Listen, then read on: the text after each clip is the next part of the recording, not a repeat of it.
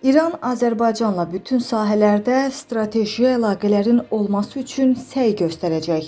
Bu barədə İran prezidenti Məsud Pezeşkiyan Azərbaycan prezidenti İlham Əliyevlə birgə mətbuat konfransında danışıb. O qeyd edib ki, iki ölkə problemlərin birlikdə danışıq yolu ilə həll eləyə bilər.